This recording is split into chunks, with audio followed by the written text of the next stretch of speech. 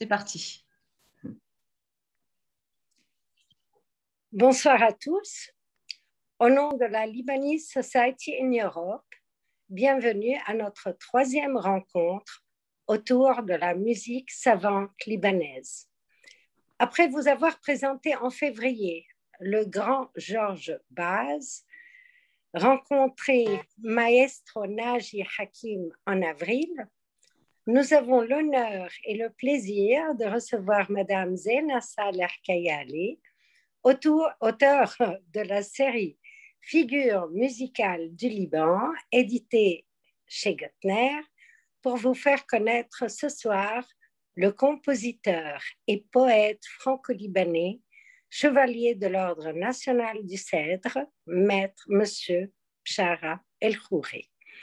Avant de passer la main à notre modératrice, très chère Madame Sarah Karam, je laisse la parole pour nos amis anglophones à Madame Natasha Tannous, présidente de la section de la Lebanese Society in Europe à Londres.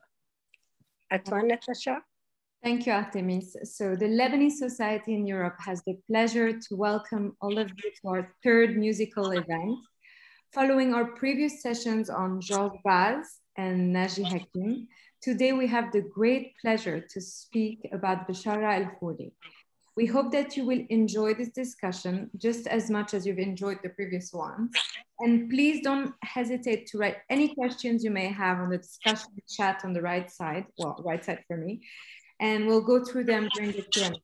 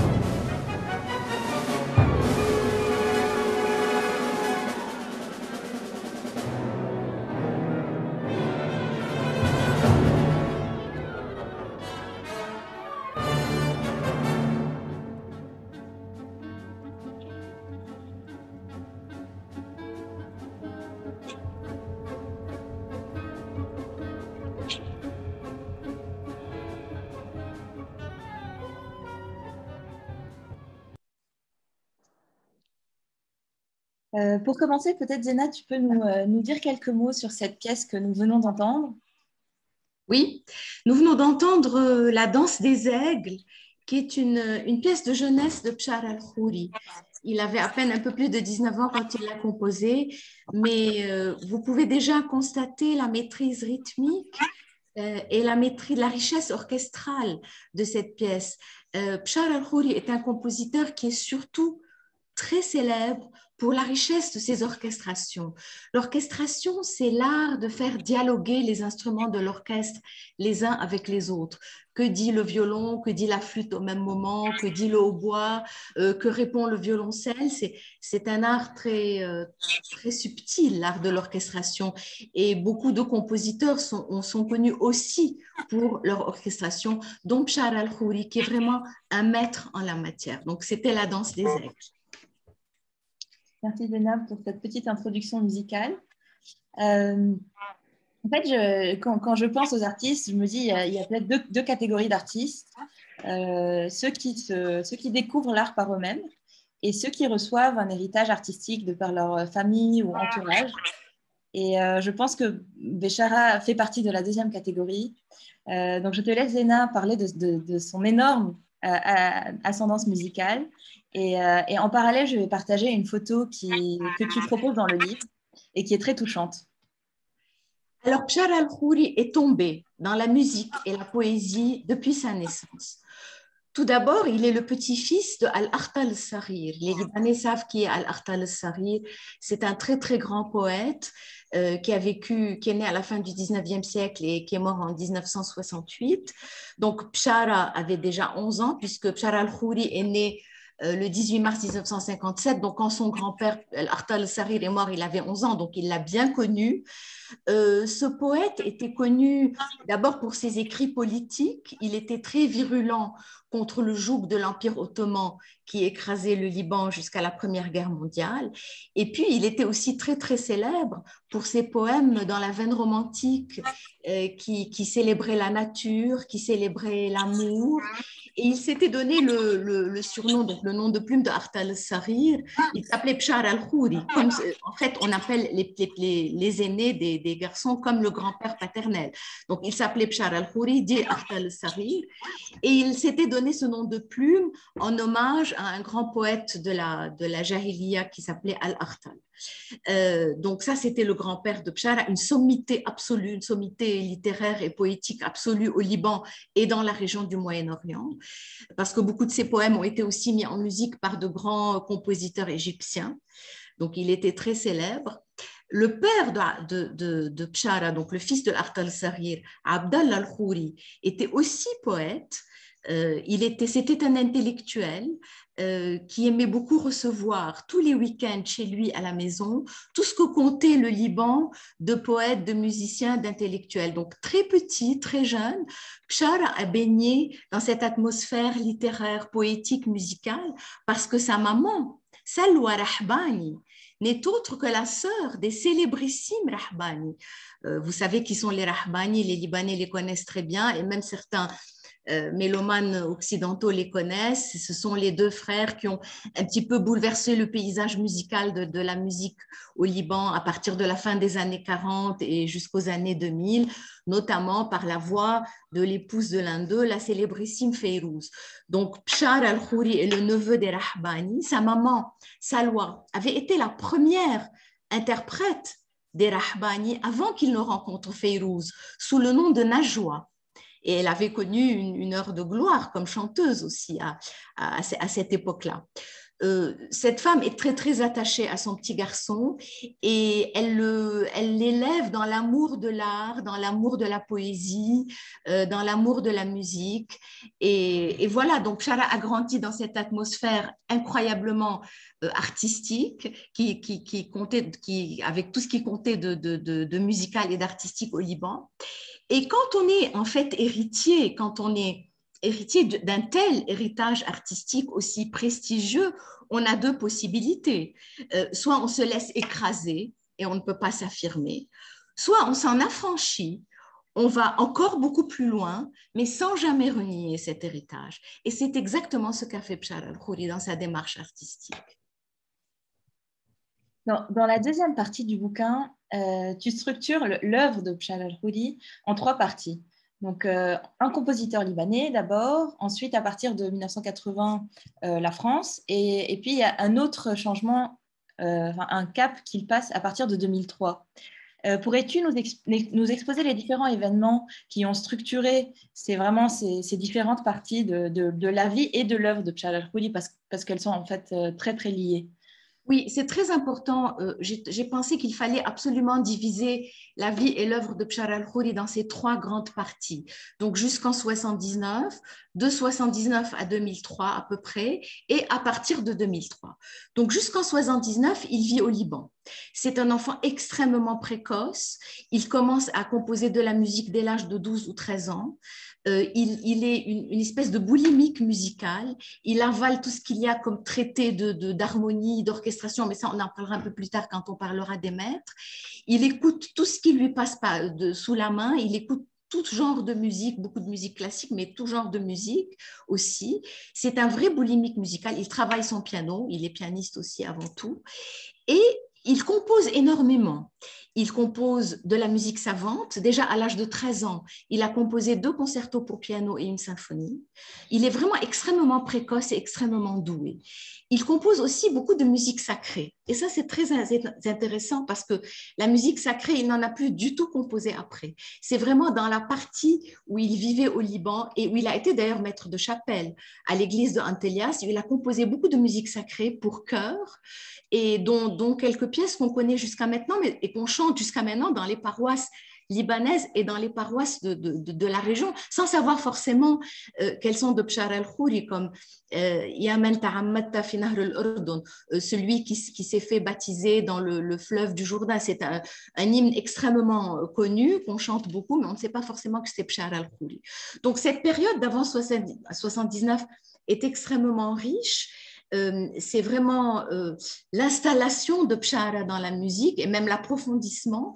Mais c'est une période, en fait, qu'il n'a pas voulu emmener avec lui en France, puisque son catalogue officiel commence en 1979, donc à la date de son arrivée en France. Il arrive en France en février 1979 et il va suivre l'enseignement de Pierre Petit. Je vous dirai tout à l'heure qui est Pierre Petit, c'était quelqu'un de très, très important dans le domaine musical, dans la vie musicale française. Et là, il se lance dans la vie musicale française. Très vite, il est adopté et adoubé comme un grand compositeur. Bien sûr, il y a la date de 1983 où il donne un grand concert exclusivement consacré à ses œuvres avec l'Orchestre Colonne au Théâtre des Champs-Élysées. C'est, disons, le point de départ de sa carrière française. À partir de là, les commandes vont commencer avec des orchestres, des interprètes, etc. Mais, et ce, jusqu'au début des années 2000. En 2003, il arrive quelque chose qui le propulse dans une autre dimension. En 2003, il est sélectionné pour le Master Prize. Le Master Prize, c'est un concours qui s'adresse aux compositeurs vivants, bien sûr, forcément, et qui a lieu très rarement, qui a lieu à peu près une fois tous les 15 ans ou 20 ans. Donc, quand il y a une session ou une édition du Master Prize, tous les compositeurs se précipitent. Il y a eu à peu près de 2000 compositeurs qui se sont présentés à ce concours. Bchara el-Khouri a été retenu parmi les 6 finalistes. Et la pièce qu'il avait composée pour ce concours, Les Fleuves Engloutis, a eu un succès extraordinaire. Elle a été jouée au Barbican Hall à Londres par le London Symphony Orchestra sous la direction de Daniel Harding, qui est un des plus grands chefs actuels. Et ça a donné à sa carrière une dimension internationale, ça l'a propulsé ailleurs. Ses œuvres ont commencé à être jouées un peu partout dans le monde. Et un peu après 2001, donc on est toujours dans les années, le début des années 2000, après l'attentat de 2001 à New York, il a composé vers les années 2003-2004 une pièce extrêmement émouvante qui s'appelle New York Tears and Hope, New York larmes et espoir, qui a été jouée aux États-Unis. Et c'est d'ailleurs cette pièce qui a conduit les parents d'une jeune victime de l'attentat du Bataclan à commander à Bchara el-Khouri une œuvre qui s'appelle « Il fait novembre en mon âme », qui a été jouée en novembre dernier pour les 5 ans de l'attentat du Bataclan à la Philharmonie de Paris, sans public malheureusement, mais avec beaucoup de battage médiatique. Et cette œuvre était dédiée aux victimes du Bataclan. Et elle a été en fait inspiré, les parents de cette jeune victime ont commandé avec la Fondation de France une œuvre spécifique et c'est en entendant New York Tears and Hope qu'ils ont aimé la musique de Bchara et qu'ils ont senti que Bchara el-Khouri avait quelque chose à dire dans la consolation, dans la compassion, ayant connu lui-même la guerre, ayant connu lui-même la violence, il savait exprimer quelque chose à ce niveau-là. Voilà, donc c'est ça les 3 grandes parties. Ce sont 3 parties que j'ai instaurées moi-même, elles n'engagent que moi, mais Bchara était d'accord. Voilà. Je vous propose d'écouter Paris Mélodie d'automne, qui n'est pas orchestrale, mais qui est très jolie. Oui, c'est important de dire que le catalogue de Bchara el-Khouri contient beaucoup de pièces pour piano et que Paris Mélodie d'automne est une pièce qu'il a écrite en hommage à la ville de Paris, qui l'a accueillie, qui l'a hébergée, qui l'a accueillie et puis qui l'a célébrée comme le grand compositeur qu'il est.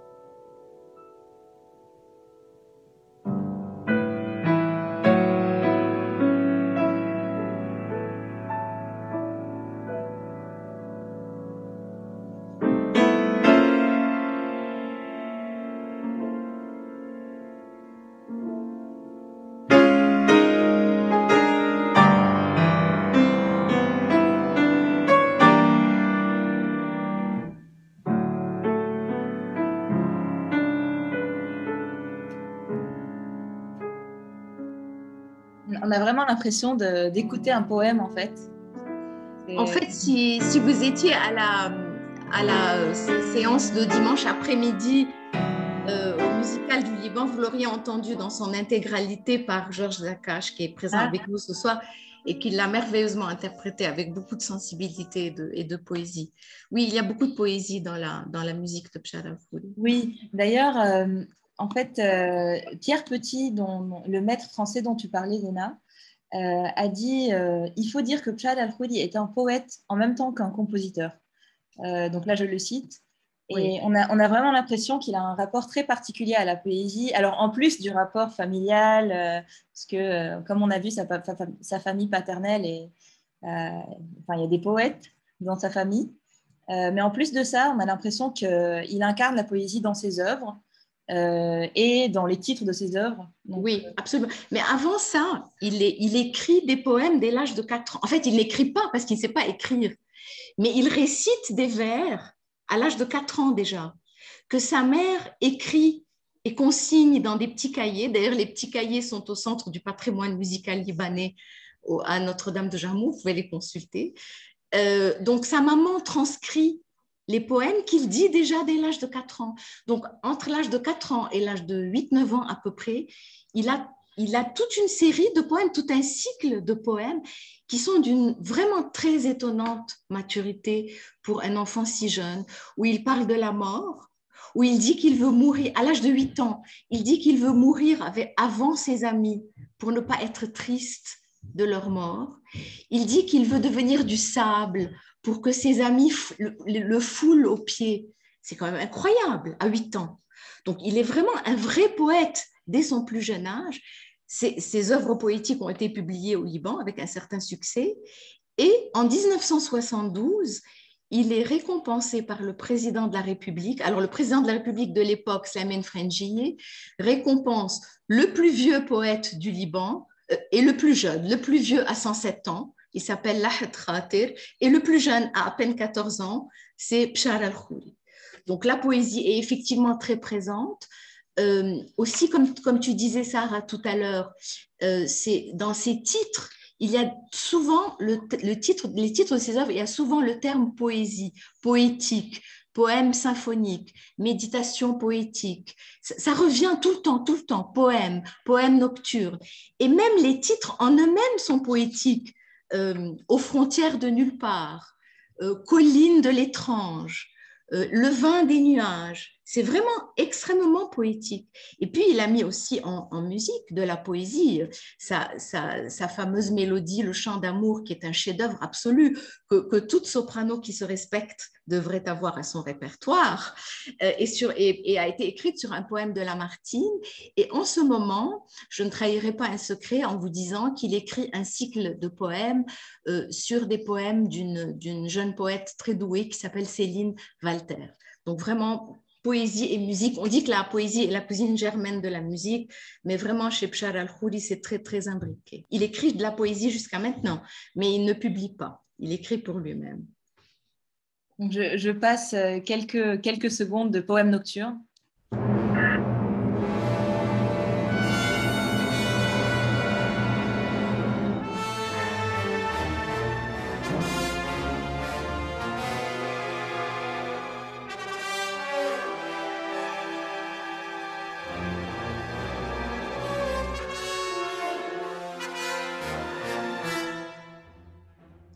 Vous voyez qu'il y a toujours chez Bchara l'art de l'orchestration. Ici, on a aussi l'impression d'être dans un film, pas que d'écouter un peu. Il adore les cuivres, il fait résonner les cuivres comme personne.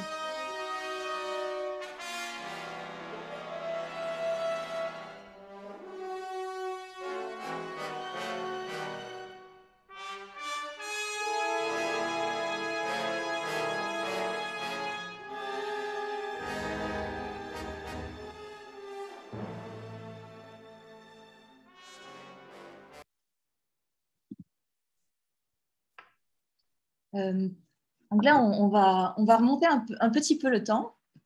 Comme on a entendu, donc en fait, Bchara est quand même il y a un genre de génie très précoce. Mais quand on lit le livre, on a quand même l'impression qu'il n'a pas eu une formation peut-être comme académique ou classique, mais il a eu quand même quelques maîtres et quelques personnes, quelques rencontres qui l'ont fait évaluer, et qui ont fait évoluer son parcours musical et l'ont fait évoluer au cours du temps. Peut-être Zéna, tu peux nous parler de ces personnes-là? Oui, il a eu en fait, il a eu une formation classique, mais c'est vrai qu'il n'a pas fréquenté des conservatoires ou des écoles de musique. Il a eu une formation solitaire, en fait, avec ses deux maîtres, ces deux grands maîtres qui l'ont marqué très, très, très profondément. Le premier au Liban, c'est Agop Arslanian, et le deuxième en France, c'est Pierre Petit, dont je vous parlais tout à l'heure. Alors, Agop Arslanian est un très grand musicien libanais qui a été l'élève de Borouss Djelalian, qui est un des grands compositeurs libanais, un des grands représentants du patrimoine musical libanais, parce qu'il faut savoir que la musique arménienne est très importante. Beaucoup d'Arméniens se sont installés au Liban au moment du génocide, donc au début du XXe siècle, et ils ont imprimé très fort leur empreinte dans le paysage musical libanais. Nous avons beaucoup de compositeurs libanais qui sont d'origine arménienne, beaucoup, si vous regardez la liste des professeurs du conservatoire du Liban, à peu près 40% sont des noms arméniens. Donc vraiment, la communauté arménienne est très, très musicienne et très imbriquée dans la vie musicale libanaise. Donc Borouss Djelalian est un des très grands compositeurs libanais, décédé il y a quelques années. Arslanian avait été son élève et il maîtrisait parfaitement les matières théoriques, c'est-à-dire l'écriture musicale, l'harmonie, l'orchestration, ce qu'on appelle les matières théoriques. Et ces matières théoriques-là passionnaient Bchara, déjà depuis tout petit. Et Agop raconte, parce que pour l'ouvrage, en fait, quand les personnes sont encore vivantes, je les rencontre, je les interviewe, c'est très intéressant parce que la personne vous dit des choses, mais son professeur, ses amis, ses frères et sœurs vous disent tout à fait autre chose. C'est très intéressant de confronter les versions. Donc, Agop Arslanian dit qu'il était absolument fasciné par la capacité de cet enfant d'absorber et d'avaler des traités très austères qu'on commence à étudier après 10 ans de pratique et que lui étudiait à peine après 1 ou 2 ans de pratique du piano et qu'il terminait en un an et demi alors qu'il fallait au moins 4-5 ans pour les terminer normalement dans un conservatoire. Il avait cette espèce de passion pour la matière musicale, pour les matières théoriques, donc pour l'écriture, pour l'orchestration. Et il écoutait sans arrêt, il écoutait beaucoup de musique d'orchestre avec son maître. Son maître l'a beaucoup initié à beaucoup de musique orchestrale, ils écoutaient ensemble et très vite, il essayait tout jeune déjà, il essayait d'isoler les instruments quand il écoutait un disque, une œuvre pour orchestre, que fait la flûte ici, que font les violoncelles là. Très jeune déjà, il avait cette oreille extrêmement fine et cette subtilité de pouvoir écouter chaque instrument seul. Donc, Arslanian a été un maître très, très important. Il a commencé avec lui à peu près vers l'âge de 10-11 ans. Et jusqu'à son départ au Liban, du Liban vers la France, donc jusqu'à l'âge de 22 ans. Et jusqu'à aujourd'hui, Agop Arslanian, qui est un charmant vieux monsieur, est très proche. Il se téléphone régulièrement, il se parle beaucoup. Et Arslanian est très, très fier de son élève, de ce qu'il est devenu, de sa notoriété en France et dans le monde. Donc ça, c'est une très belle relation, très affective. Mais d'ailleurs, Bchara a l'art de nouer toujours des relations affectives, des relations professionnelles qui deviennent affectives. Et le deuxième grand maître, c'est Pierre Petit. Alors Pierre Petit, pour ceux qui connaissent un peu la vie musicale française, savent que c'était quand même un des hommes les plus puissants. Entre la fin des années 50 et sa mort en 2000, il a régné en maître absolu sur la vie musicale française. Ses critiques dans le Figaro pouvaient faire ou défaire une réputation en 3 mots. Il était absolument craint, respecté, c'était un très très grand... Il était prix de Rome. Le prix de Rome, c'est le prix de composition pour la France. Quand on dit on est prix de Rome, c'est quand même quelque chose de très très important. Et il était le directeur de l'école normale de musique. Et il a reçu Bchara dès son arrivée en France. Bchara est arrivé avec une valise d'œuvres qu'il avait écrites et qu'il a commencé à montrer au maître. Et Pierre Petit lui a dit, écoutez, je n'ai pas grand-chose à vous apprendre. Je vais peut-être vous donner quelques techniques d'orchestration, je vais peut-être vous donner quelques petites choses comme ça pour structurer les œuvres un peu mieux, parce que Pchara, dans sa passion, avait parfois des œuvres qui n'étaient pas tout à fait bien structurées, mais enfin, il n'avait que 22 ans quand même. Et Pierre Petit a été son mentor, son ami, et l'a énormément aidé dans sa carrière musicale, parce que Pierre Petit n'hésitait pas à prendre son téléphone, à appeler un chef d'orchestre, à appeler un éditeur musical, à dire voilà, je vous envoie ce jeune homme, il est extrêmement doué, je vous le recommande vivement. Et on écoutait, on était très, très respectueux de la parole de Pierre Petit. Et Pierre Petit était d'une sévérité rare, donc il n'aurait pas recommandé quelqu'un de moyen, ça je peux vous le dire. Donc, et ce qui les liait aussi beaucoup, ils sont devenus très amis jusqu'à la mort de Pierre Petit, qui a été pour Pchara un déchirement en 2000. Ils avaient en commun un humour dévastateur. Et ça, c'est extraordinaire parce que Pchara, enfin, je n'ai pas connu Pierre Petit, j'ai lu beaucoup sur lui. Ah, Pierre Petit est venu au Liban au début des années 60 parce qu'on avait instauré, le conservatoire avait instauré au Liban un concours de composition et Pierre Petit et Henri Dutilleux étaient venus au Liban pour présider le jury. Et donc, Pchara a un humour dévastateur et il paraît que Pierre Petit aussi. Et ça les a beaucoup rapprochés. Voilà. Mais on a l'impression que c'est quand même un trait de caractère. Il ne sait pas travailler sans devenir ami avec les personnes avec qui il travaille. Exactement. Ses professeurs ou même les directeurs, les chefs d'orchestre, les interprètes. Il mélange en fait. Il devient très ami avec les personnes avec qui il travaille. Il devient le parrain de leurs enfants. Il noue tout de suite une relation très affective. Et bon, il est tellement affable, il est tellement gentil, il est tellement généreux on ne peut pas ne pas l'aimer. Et puis, il est aussi très modeste, c'est-à-dire pour un homme qui a une telle science musicale, jamais il ne montre ses connaissances, jamais. Vous pouvez passer des heures, des jours, des nuits, des années avec Pchara al-Khouri et ne jamais connaître savoir qu'il est tellement fort musicalement, il est extrêmement fort d'un point de vue théorique, très très fort. Et ça, on peut ne jamais le savoir avec lui, parce qu'il est tellement simple et modeste. Pour l'avoir rencontré, pour avoir eu la chance de le rencontrer, je confirme.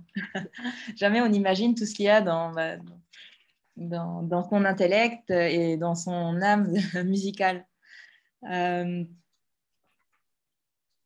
Quelles sont ses principales sources d'inspiration quand il compose? Par quoi il est inspiré? Par beaucoup de choses, mais je dirais principalement par le Liban. Ouais. Le Liban est une source d'inspiration quand même très importante, surtout au début de sa carrière.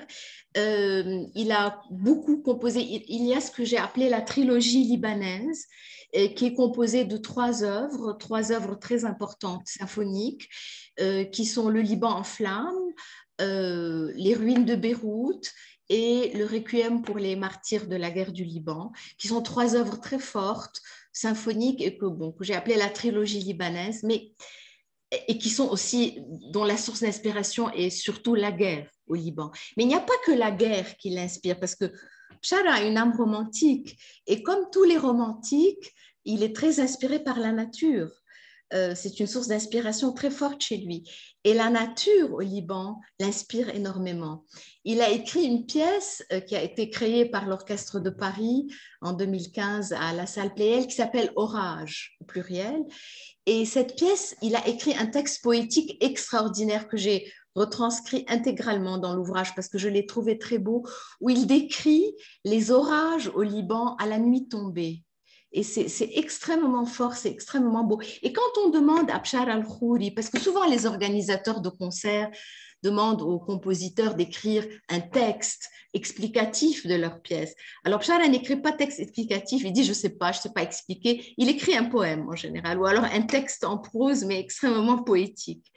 Et oui, donc la nature est une source d'inspiration très forte chez lui, la nature au Liban, mais ailleurs aussi. Bien sûr, les autres compositeurs sont une source d'inspiration. Il est très admiratif de Richard Strauss, c'est son grand exemple. Vous savez, les compositeurs écoutent, se nourrissent de musique, intériorisent et ensuite restituent. Et donc forcément, il y a chez eux une influence quelque part. Il se réclame de l'influence de Strauss, de l'influence de Rachmaninoff, de celle de Tchaïkovski. Donc les autres compositeurs sont une source d'inspiration. La poésie aussi est une source d'inspiration pour Bchara al-Khoury. Très souvent, en lisant un texte poétique ou un poème, il est inspiré pour écrire une pièce orchestrale, pas forcément mettre en musique la poésie, ce qu'il fait en tout cas, mais la poésie lui inspire des œuvres orchestrales. Ça aussi, c'est une source d'inspiration très, très importante chez lui. Et le Liban est présent donc dans le titre des œuvres, dans la violence de certaines œuvres qui parlent de la guerre, mais aussi parfois dans certaines pièces, comme celle, je crois que nous allons écouter tout de suite, il y a ce qu'il appelle des éclats d'Orient, c'est-à-dire des petits moments où on entend l'Orient. On ne sait pas comment ça vient, mais c'est là, tout soudain. Alors, peut-être qu'on va écouter maintenant la Unfinished Journey. Oui, je vais essayer de partager la vidéo pour voir aussi l'orchestre. Oui.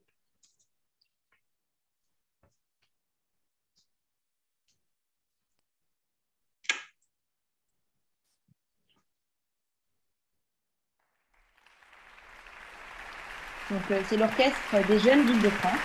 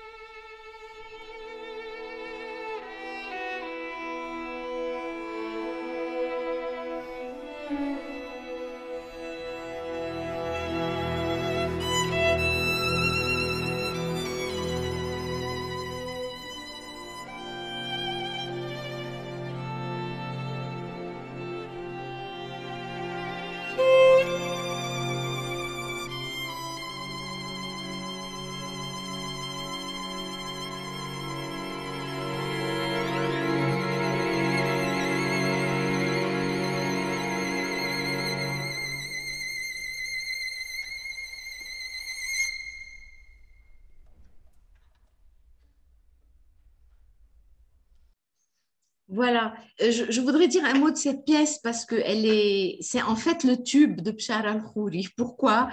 Parce que elle a été créée par un grand violoniste anglais qui s'appelle Daniel Hope. C'était une commande pour les 10 ans du décès de Yehudi Menuhin en 2009. La pièce a été créée par Daniel Hope en 2009. Et ensuite, Daniel Hope a fait une tournée mondiale pendant 1 an et demi où il a joué pratiquement tous les soirs dans une ville ou dans un pays entre Europe, Amérique du Nord, Amérique latine, Sud-Est asiatique, etc. Et il a joué tous les soirs la pièce Unfinished Journey de Bchara El-Khoury. Le programme de ces concerts variés, c'était pas tous les soirs le même programme, mais c'était tous les soirs Unfinished Journey. Donc, c'est une pièce qui a été jouée des dizaines et des dizaines de fois et toujours avec beaucoup de succès. Bon, maintenant, on ne l'a pas entendu en entier, mais peut-être que le fait aussi de ne vous faire entendre que des petites bribes de musique et de créer le manque, ça vous donnera envie d'en savoir un peu plus et d'aller sur les réseaux et pour écouter un peu plus de musique. Donc voilà. Et cet orchestre, l'Orchestre des Jeunes d'Île-de-France, a créé la deuxième symphonie de Bchara El-Khoury en octobre 2018 au Palais de l'UNESCO à Paris. Et voilà. Et puis, Bchara El-Khoury a été joué par de très grands orchestres mondiaux aussi. Je suppose que tu allais en parler tout à l'heure. En fait, je profite de ce moment pour m'excuser de Bchara parce que je sais qu'il n'aime pas qu'on coupe ses musiques. Donc, je sais qu'il verra cette vidéo. J'ai négocié. Donc, voilà, je m'excuse, mais j'espère que ça vous donnera tous envie de les écouter en entier et encore plus. Donc, est-ce que, maintenant qu'on sait ce qui l'inspire, est-ce qu'on peut savoir comment se passe le processus de création? C'est-à-dire, comment ça se passe? Est-ce qu'il compose, ensuite il rencontre les interprètes, il répète ensemble, il ajuste? En fait, comment ça se passe? Oui, en fait, il compose à la table, c'est-à-dire avec un papier, un crayon, c'est tout. Le piano n'est pas à ses côtés. Peut-être qu'il ira plus tard au piano pour faire un essai. Pardon. Mais il compose à la table. Et il est un des très rares. Excusez-moi. Donc, en fait, on a l'impression qu'il a tout dans sa tête. Il est un des très rares compositeurs qui compose encore avec un crayon et un papier. Aujourd'hui, la très grande majorité des compositeurs ont un ordinateur. Bchara El-Khoury n'a pas d'ordinateur. Merci. Oui, c'est vraiment impressionnant parce que… Ça, c'est extraordinaire. Donc, il compose à la table et il entend la musique dans sa tête. C'est ça ce qui est génial. Il n'a pas un instrument à ses côtés. Plus tard, quand il voudra faire une vérification, il jouera un peu au piano. Mais sinon, l'œuvre est composée dans sa tête et elle est écrite sur un papier, sur un crayon. Pour les différents instruments Oui. Ensuite, quand la pièce est composée et un peu structurée, il en fait l'orchestration. D'accord. C'est-à-dire, il distribue à chaque instrument, si c'est l'orchestre, bien sûr, parce que si c'est le piano, pas besoin. Oui. Il distribue à chaque instrument sa voix, sa partie. Et en ça, il est très, très fort. Et en fait, il n'entend pas la totalité quand c'est orchestral, il n'entend pas la totalité des instruments ensemble avant vraiment la dernière minute. Non, il entend l'orchestre quand il va à la première répétition. Donc, il a entendu la pièce dans sa tête, il l'a entendu dans sa tête, ça c'est très clair, c'est évident. Mais il entend en vrai que quand il va à la première répétition, ça veut dire la veille ou l'avant-veille ou 3 jours avant le concert. Et c'est un moment très émouvant quand enfin ça prend corps. Et un jour qu'il n'avait pas pu aller aux répétitions pour une de ces pièces qui devait être créée, il n'avait pas pu aller aux répétitions et nous sommes allés ensemble au concert, à la création, et il a découvert sur le moment sa pièce, il l'entendait pour la première fois avec toute la salle. Et c'était un moment d'une grande force affective et émotionnelle et artistique. Voilà. C'est vraiment impressionnant. Oui, je voulais dire aussi, on n'en a pas parlé, que de très, très grands interprètes ont joué la musique de Bchara El-Khoury, de très grands orchestres. Je vous parlais du London Symphony Orchestra tout à l'heure, l'Orchestre national de France, des orchestres allemands, l'Orchestre de Paris, la Symphonie de Hambourg, le Concerthaus de Berlin, la Philharmonie tchèque, enfin bref, aussi notre orchestre philharmonique national, l'orchestre philharmonique du Liban, qui lui a organisé avec le Centre du patrimoine musical libanais ses 60 ans en 2017, où on a joué qu'un concert entièrement consacré à Bchara El-Khoury. C'était un moment très, très émouvant. Voilà. Est-ce que tu peux nous parler, Zena, des interprètes majeurs des pièces de Oui, Charles Aznavour. voilà, donc ça je te disais, donc il y a ces grands orchestres qui l'ont joué, il y a eu aussi des grands instrumentistes, je vous parlais tout à l'heure de Daniel Hope, le violoniste britannique, il y a eu Emmanuel Pahu qui a créé son concerto pour flûte et orchestre, côté chef, il y a eu Abdelrahman El-Bacha qui a créé son concerto pour piano, côté chef d'orchestre, les plus grands, Kurt Masur, Daniel Legati, Pavo Jarvi, les plus grands ont travaillé la musique de Bchara el-Khoury avec lui et en ont gardé en général un grand souvenir parce que j'ai eu la chance de pouvoir rencontrer beaucoup de ces personnes-là. Aussi Patrick Messina, la clarinette solo de l'Orchestre national de France, qui a créé le concerto pour clarinette et orchestre, qu'on a repris au Liban et puis à l'UNESCO. Donc toutes ces personnes parlent de Bchara avec admiration, respect et beaucoup d'affection. C'est très intéressant et c'est très émouvant. Et l'orchestre colonne, l'Orchestre national de France, l'Orchestre de Paris aussi, dont tu parles dans le livre, en fait, ce sont les orchestres qui ont le plus joué Béchala. Oui, alors l'orchestre colonne, ça a été surtout à ses débuts, parce que le chef d'orchestre Pierre Dervaux, qui était le directeur musical, et qui était très difficile pour les compositeurs vivants, qui n'aimaient pas, qui relisaient une partition, qui disaient « Ah oui, c'est pas mal », il a tout de suite accroché avec la musique de Bchara el-Khoury. Et ils ont beaucoup joué, beaucoup enregistré. La musique de Bchara el-Khoury est disponible au label Naxos, donc la plupart de son œuvre est disponible. Et dans l'ouvrage que j'ai écrit sur lui, il y a à la fin une clé USB avec 1 heure de musique à peu près. Et cet ouvrage est en fait la 2e édition, parce que j'avais sorti un ouvrage sur Bchara el-Khoury en 2015, et puis entre-temps, il s'est passé des tas de choses. Sa carrière a beaucoup évolué, donc j'ai sorti une 2e édition qui est sortie il y a 2 mois à peu près, mais que je n'ai pas pu vraiment présenter à cause de la crise, et avec une édition augmentée, avec beaucoup plus d'informations et plus de détails de ce qui s'est passé en 2015 et 2020 à peu près. Et je me permets de passer une petite information que je n'ai pas du tout eue de Zena, mais de Nicolas Souton qui est parmi nous. En fait, Béchala a aussi dédié une œuvre à Zena. Et donc ça aussi souligne l'amitié et l'inspiration que l'un a pour l'autre. Oui, donc voilà. Mais c'est un quatuor qui va être créé cet été. Donc ça fait partie des projets. Ouais. Voilà. Et peut-être que tu peux d'ailleurs nous parler des événements à venir. Oui, de voilà, on va peut-être clôturer sur ça parce que je regarde l'heure, on s'est oui, un peu laissé aller. Oui, effectivement. Donc, les prochaines créations. Donc, la prochaine création, c'est ce quatuor dont tu parlais au Festival de Côme, dans le sud de la France.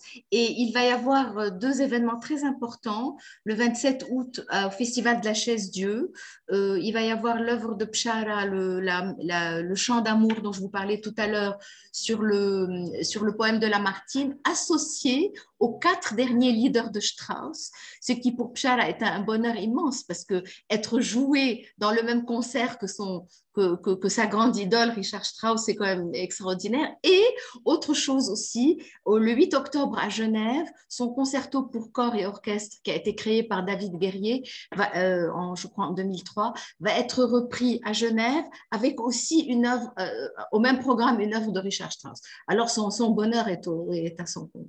Voilà. C'est une année, c'est particulièrement riche pour lui. Très bien. Oui. Je laisse peut-être Natacha résumer un petit peu tout ça en anglais. Yes, thank you very much, Zena and Sarah, for this. I'm just going to translate a little bit or summarize a little bit for those that don't speak French. I can see some of you just like Stefan here. So the point is like when music meets poetry, it obviously gives birth to great creativity. And as Zena highlighted, Bchara el-Khoury is one of those talented geniuses inheriting poetry and music, both from his father's side, Al-Akhtal al-Saghir family, and also from his mother's side, Rahbani family. And he started playing the piano and composing pieces at a very early stage while he was in Lebanon. Under the guidance of his professor, Hagop Arslanian, and as soon as he discovered Richard Strauss, he knew that orchestral music was going to be the heart of his work. He chose Paris to be his second country, where he will be able to perfect his compositions, enlarge his artistic knowledge and network, and meet many orchestras and conductors that will play his music around the world. His second mentor, as Zena highlighted, was Pierre Petit, who is highly respected in the industry as he was the director of the school École Normale de Musique, and he even received the prestigious Prix de Rome. Last but not least, the Master Prize Competition 2003 offers Bechara's career an international dimension that will never stop to grow. And this coming summer, his music Le Chant d'Amour will be played along with Richard Strauss music in the Festival La Chaise Dieu. Listening to his piece is enough to make us travel into Bechara's imagination, one that is inspired by nature, war, Lebanon, and melancholy. Thank you very much. Merci, Natacha. Bon, je pense que Sarah pourrait lancer les questions. Oui, on a déjà quelques-unes sur le chat. Donc, je vais prendre la première. On constate souvent que les compositeurs simplifient leur langage musical à mesure qu'ils avancent dans leur parcours créatif et en âge, comme s'ils rejoignaient une sorte de classicisme ou d'austérité. Donc, est-ce que c'est le cas pour Bechara? Et plus généralement, quelle est son évolution ces dernières années? C'est à moi, je suppose que ça. Oui, en fait, je pense. Son évolution musicale son langage musical a beaucoup évolué. Bechara, au début de ses œuvres, se réclamait plutôt de romantisme, puis ça a évolué vers l'impressionnisme, et aujourd'hui, il a un langage qui parfois touche à la tonalité, mais ça reste toujours une musique, je dirais, audible, quelle que soit la modernité de son langage musical et de son écriture. Avec très souvent, comme je vous disais tout à l'heure, des petits éclats d'Orient qui apparaissent ici. Et là, il dit « le Liban est toujours présent dans ma musique ». Mais c'est un langage qui a évolué de façon très belle et très naturelle et assez impressionnante, mais avec toujours ce point de l'orchestration. Bechara est un orchestrateur, c'est un très grand compositeur, mais c'est aussi un immense orchestrateur. Et c'est ça ce qu'il aime le plus. Et c'est là où il est, on dira, le plus à l'aise dans le grand orchestre. Mais il n'a pas vraiment simplifié son langage musical. Je ne crois pas qu'il ait simplifié son langage musical. Non, je ne dirais pas ça. Alors, la deuxième question, toujours de Nicolas. La catastrophe du port du Liban a-t-elle eu un impact sur la créativité de Bechara, soit sur sa capacité à créer, soit sur la nature de son aspiration?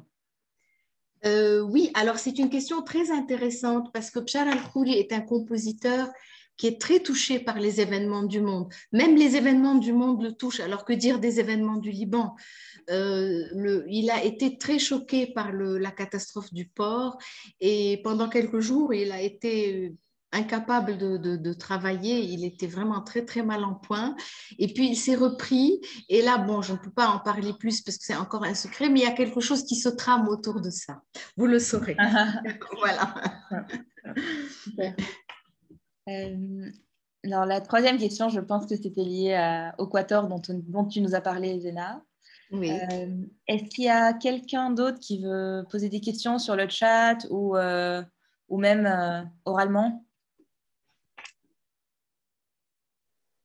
Oui, j'ai une question. Oui. Donc, comme tu l'as évoqué, Zena, donc, Bechara commence son catalogue à partir de Paris, on va dire. Est-ce qu'il t'a confié pourquoi? Pourquoi est-ce qu'il y a eu une sorte de reniement ou un choc de culture entre ce qu'il a composé à Beyrouth avant? C'est pour cette raison qu'il les a mis de côté, on va dire, sans les inclure dans le catalogue. Je ne parlerai pas de reniement. Et d'ailleurs, Pierre Petit lui avait dit « je n'ai rien à vous apprendre » quand il a vu les pièces écrites au Liban. Mais Bechara considère qu'à partir du moment où il a commencé à travailler avec Pierre Petit, son œuvre s'est structurée autrement et elle est devenue plus adulte et plus mature. Donc, je pense qu'il considère que ses œuvres de jeunesse sont justement un peu trop des œuvres de jeunesse encore. Moi aussi, c'est quelque chose qui m'a étonnée, qu'il veuille que son catalogue commence en 1979, alors qu'il a beaucoup d'œuvres écrites avant 1979. Et pour ceux que ça intéresse, elles sont disponibles au Centre du patrimoine musical libanais, au CPML à Jamrou. Il y a de très belles choses, mais il souhaite commencer vraiment à son opus 1, c'est en 79. D'accord. Voilà. Avant, c'était peut-être le brouillon de lui-même, je ne sais pas. D'accord. Donc, parlant d'édition, car je lui ai posé la question récemment aussi sur ses œuvres de piano de jeunesse aussi, mais qui a commencé à composer ici à Paris. Je ne sais pas si tu peux me donner des informations sur, par exemple, les préludes, les valses, les nocturnes, et les petites pièces qu'il a composées dans les années 80. Éditées. Donc, c'est pour ça que... Toutes n'ont pas été éditées. Toutes n'ont pas été éditées, je crois. Je verrai ça avec lui, mais il me semble qu'il y a pas mal d'œuvres pour piano qui n'ont pas encore été éditées. Voilà, car je lui ai posé la question, mais j'ai senti qu'il a pris un tout petit peu la fuite en doucette. Il n'a pas souhaité me répondre. Alors, les œuvres de Bchara Al-Khouri sont éditées chez Durand. Ouais. Oui, je pense qu'il y a encore un certain nombre d'œuvres qui sont à l'état de manuscrits. Il est chez lui, à la maison ou à la Bibliothèque nationale. Il y a beaucoup de choses à la Bibliothèque nationale de France. Ah oui, d'accord. Oui. Donc ça aussi, ça pourrait être une source intéressante. Merci. Voilà. À dimanche. Venez dimanche au concert. À dimanche. Madame Albertini avait posé une question sur comment le Liban est-il présent dans les œuvres de Bchara, notamment dans le poème symphonique numéro 7. Quel est le sous-titre du poème symphonique numéro 7? Mais il n'a pas de sous-titre, il faut que je regarde. Il faut que je regarde dans mon livre.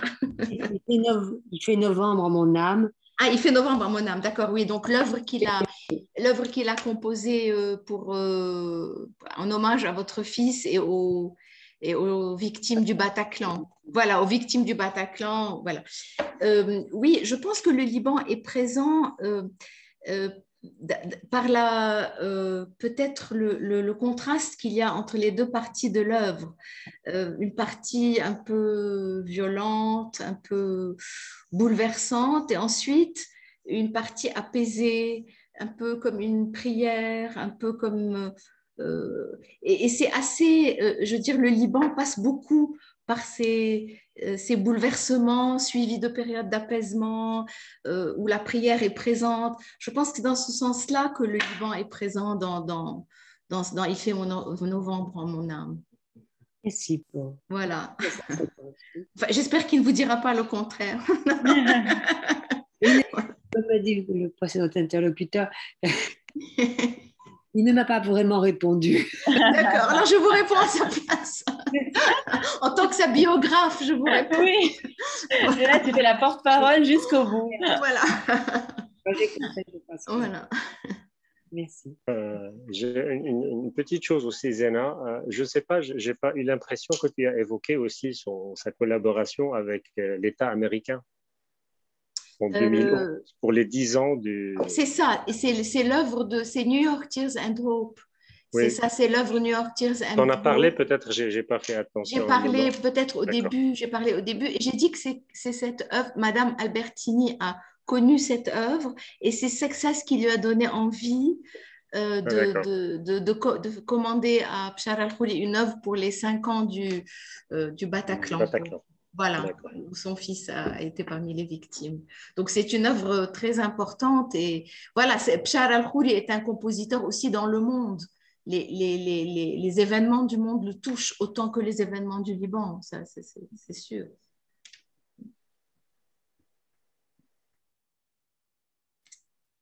Voilà. D'autres questions? Alors, Nicolas Sauton. Le quatuor qui m'est dédié n'a pas encore été créé. Donc, je pense qu'il faut qu'il soit créé avant que tu puisses avoir la partition avec mon nom dessus. Il sera créé fin août au Festival de Côme. Voilà. Je pense qu'il y a une deuxième œuvre aussi qui t'a été dédiée. qui s'appelle Il Capella. m'a dédié des chœurs, mais qui n'ont jamais été créés encore. Non, une pièce pour soprano solo, je pense. Non, Capella. non, non, il m'a Non, dédié c'est pas des ça? chœurs. Il m'a dédié des chœurs, mais qui n'ont pas encore été créés ni édités. Car c'est ce que j'ai lu dans le livre. Mais bon. D'accord. Ok. Votre livre, en tous les cas, si vous m'entendez, votre livre, en tous les cas, se lit formidablement bien et Merci. très agréablement. Merci beaucoup. Merci, C'est vrai, c'est vrai. Tous les livres, toute la collection Figures musicales du Liban est comme ça. Merci. Voilà. Bon, il n'y a plus de questions. Il est 9 heures. C'est très précis. On a dit de 8 à 9. Voilà. Voilà, je pense qu'on peut clôturer, non? Oui. Bon, ok.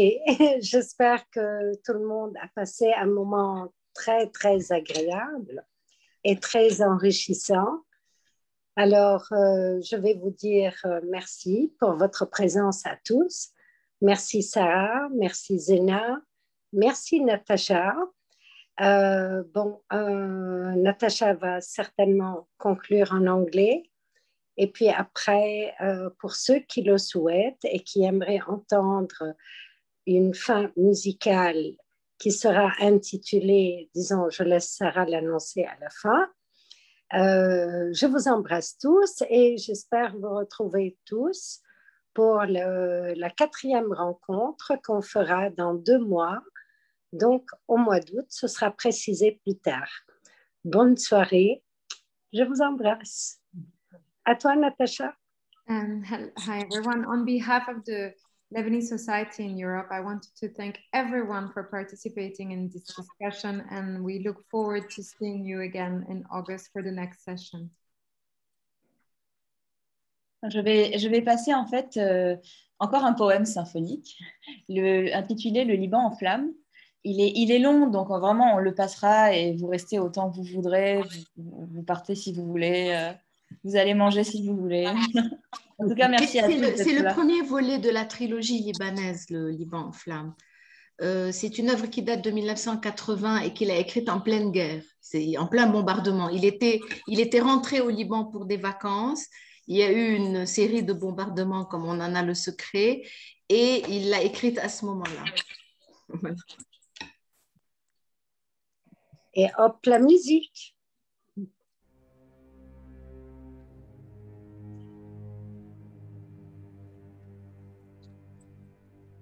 Désolée, je crois que j'ai un problème de volume. Ah. Je repartage.